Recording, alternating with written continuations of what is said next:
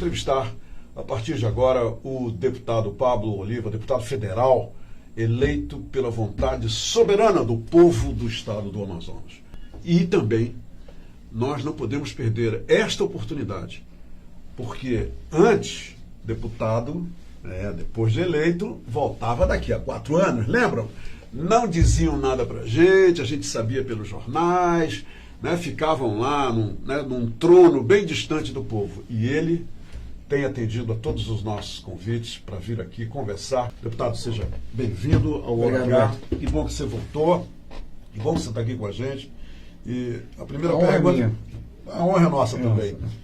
Lá em Brasília, como é que tem sido, como eu acabei de tatear esse elefante, já que só há alguns dias o senhor está lá reconhecendo o terreno, que daí é uma fase de reconhecimento, não é, deputado? É um ambiente bem diferente, assim, nós temos uma Câmara dos Deputados renovada, quase 50% dela é nova, e lá tem uma força muito grande da sociedade, demonstrou de cara que queria fazer essa mudança.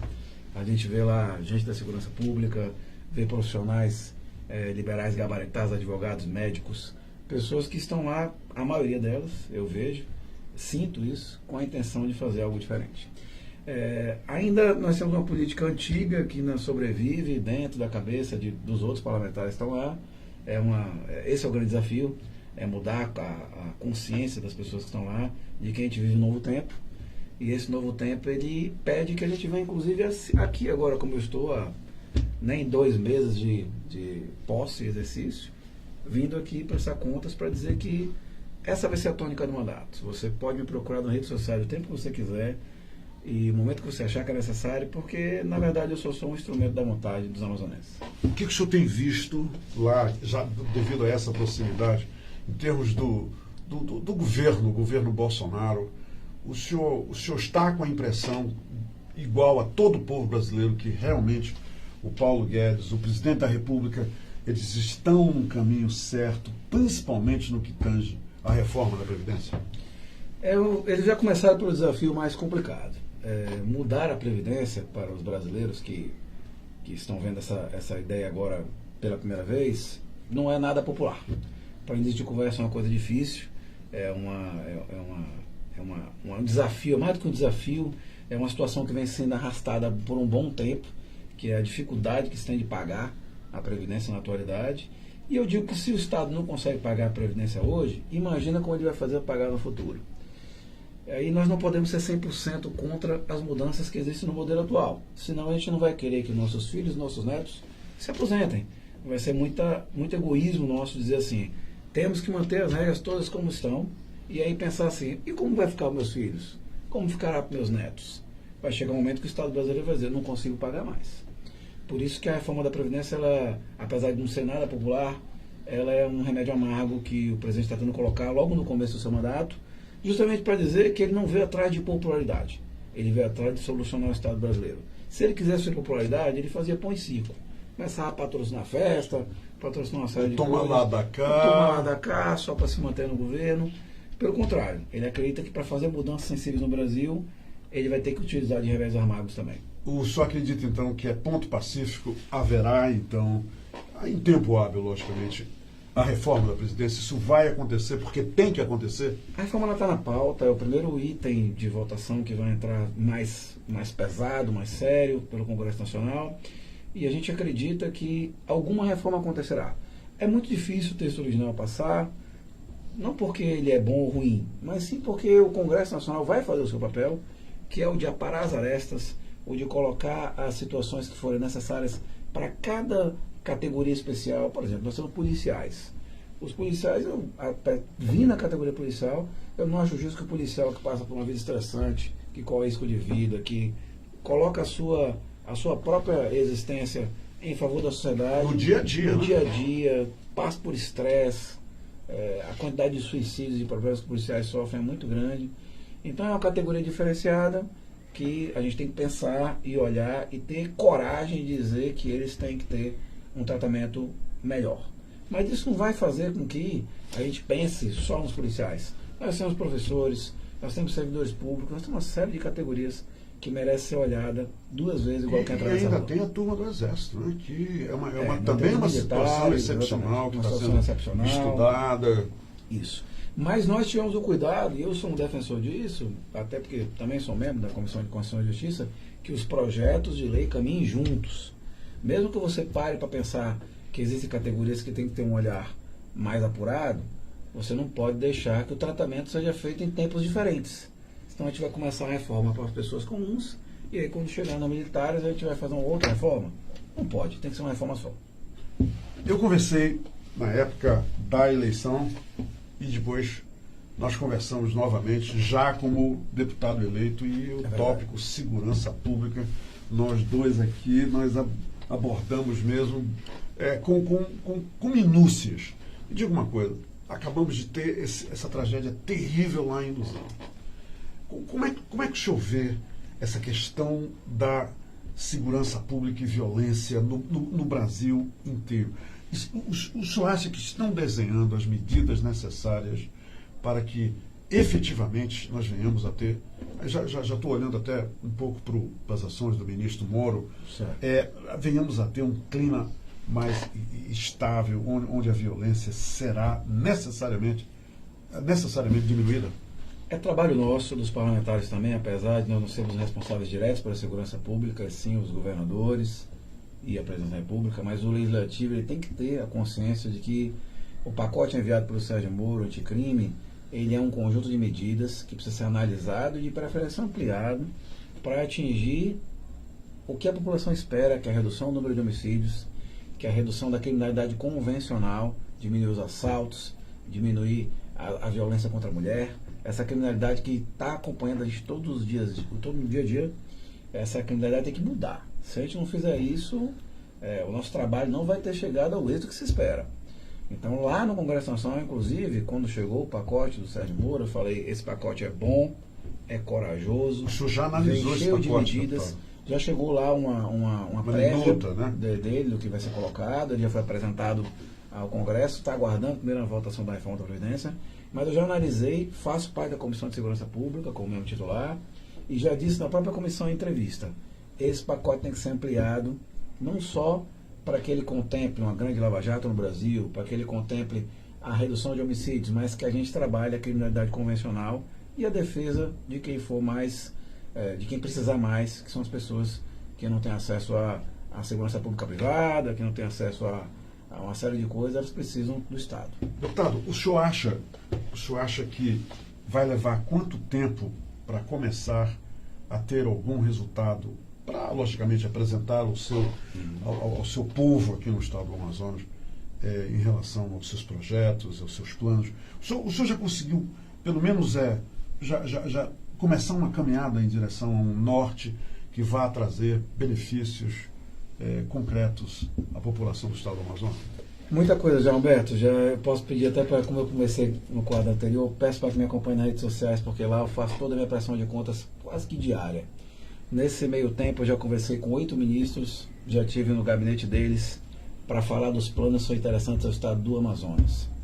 E em vários deles eu posso lhe passar as pautas que nós discutimos. No ministro da Saúde eu fui com ele 3 vezes, e nessas 3 vezes nós começamos conversando sobre a saúde indígena, sobre a entrega de ambulâncias na cidade de Manaus e no interior do estado do Amazonas, quando fomos acometidos por H1N1.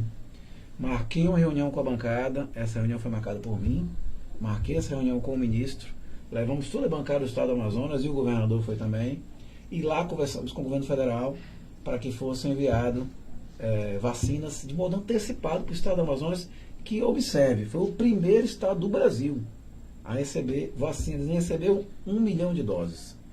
Veio uma quantidade tão mais alta do que já serão distribuídas a partir dessa quarta-feira, né? Já estão sendo entregues na cidade do interior, inclusive do estado do Amazonas, para que não só a nossa capital de Manaus receba, mas os grandes polos, os locais onde houve também a detectação do vírus, né? Paritins, alguns locais que disseram, já vimos que o vírus está aqui.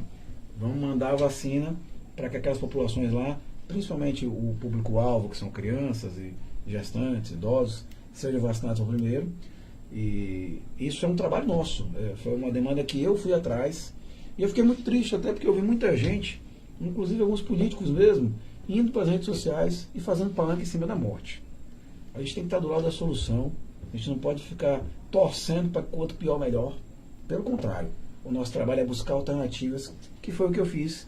E com um trabalho exitoso, brigando junto com o ministro da Saúde, o Amazonas recebe quase com um mês de antecedência do resto do Brasil a vacina. Deputado, e o senhor pretende fazer disso uma prática habitual? Quer dizer, sempre levar aos ministros uma realidade nossa que precise de uma intervenção imediata? Porque às vezes a impressão que a gente tem é que o povo está aí em segundo plano, as coisas acontecendo em Brasília, e os representantes parece assim que estão lá passando férias. Estão lá passando férias. Só para você ter ideia, ainda antes mesmo de tomar posse, em janeiro, eu estive com o ministro da Infraestrutura, Tarcísio, e eu o localizei, estive lá no seu gabinete, fui falar sobre a nossa BR-319 e sobre os portos do estado do Amazonas. E eu gravei um vídeo que está na minha rede social, se você tiver curiosidade, vai lá, Delegado Pablo, no Instagram, no Facebook, no mês de janeiro, onde eu estou com o ministro Tarcísio, e ele começa o vídeo dizendo bem assim: Delegado Pablo, que novamente volta aqui. Eu já tinha ido com ele 4 vezes. Bacana, bacana. Antes mesmo de tomar posse, reclamando para a nossa BR-319. Porque é um desejo e é uma necessidade de todos os amazonenses que ela deixe de ser pura retórica. Nós temos muitos governantes que passaram, muitos políticos que vieram. A BR tem mais de 40 anos. É verdade. E está adormecida aí. Adormecida. Precisamos fazer isso virar realidade. Deputado, é o seguinte, agora vamos dar uma volta aqui por Manaus. O senhor sabe, melhor do que ninguém, o senhor vivencia como nós a realidade de Manaus. Eu gostaria de falar com o senhor um pouquinho sobre segurança pública, até porque o senhor tem um viés, né, como delegado de polícia, a sua profissão de origem. É verdade. Me diga uma coisa. Eu entrevistei aqui o governador amazoniano 2 vezes. Uma durante a campanha e outra depois no segundo turno.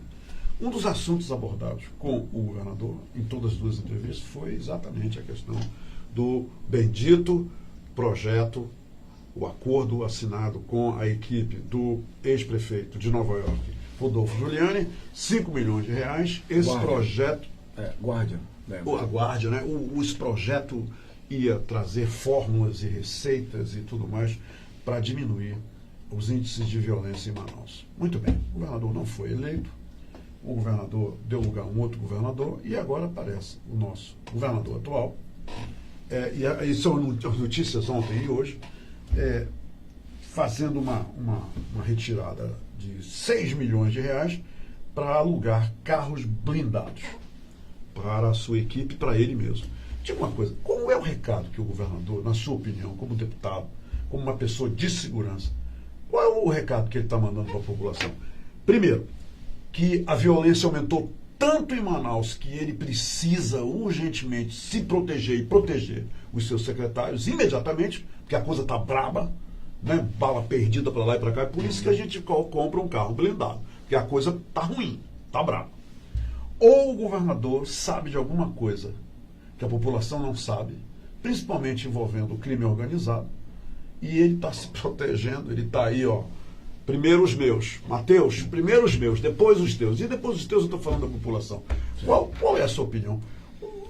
Olha, ninguém está entendendo isso. Eu também não entendi a aquisição desses veículos, acho que realmente, eu concordo no primeiro ponto, é uma demonstração de que há uma falência na segurança pública, não porque as autoridades não queiram fazer, mas é resultado de anos de abandono, não foi de uma hora para outra. Isso é fato, não é? As pessoas falam, mas aumentou o assalto, e quando eu era mais novo, isso não acontecia. Realmente, há 20 anos atrás, Manaus era uma cidade que a gente dormia com as portas abertas e não tinha problema nenhum. E hoje em dia a violência entrou numa escalada tão grande que nós somos reféns das nossas próprias grades dentro das nossas casas.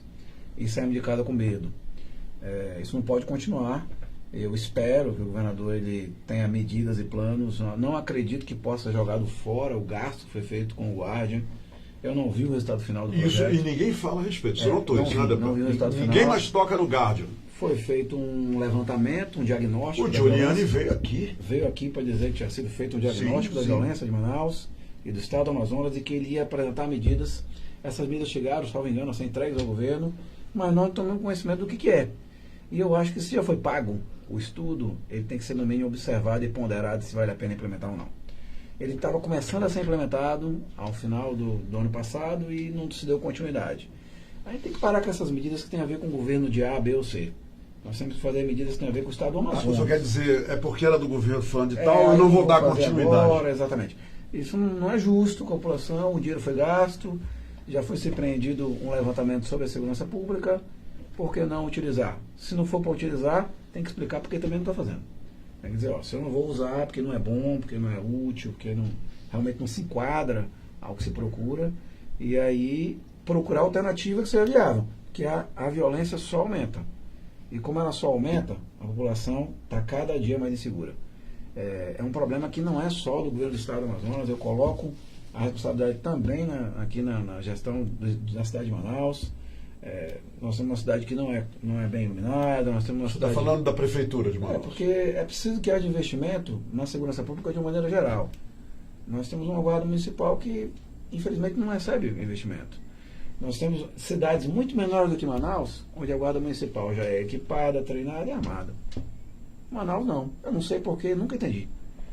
Nós temos a cidade de Santos, de Guarulhos. Você sabe quem faz a segurança do aeroporto de Guarulhos? A guarda municipal da cidade de Guarulhos. Não é a polícia militar, não é a polícia federal, é a guarda municipal que faz a segurança no entorno do maior aeroporto do Brasil. E Guarulhos é menor do que Manaus? Não. Então não temos investimento nas guardas municipais, na guarda municipal de Manaus, infelizmente. Conheço excelentes profissionais que podiam estar capacitados, treinados e ser levados à segurança. Do mesmo jeito que segurança pública é asfaltamento, iluminação, é uma série de coisas. É cuidado com os prédios públicos. Isso tudo podia ser feito, tanto pelo Estado como pelo município. Falar um pouquinho da SUFRAMA.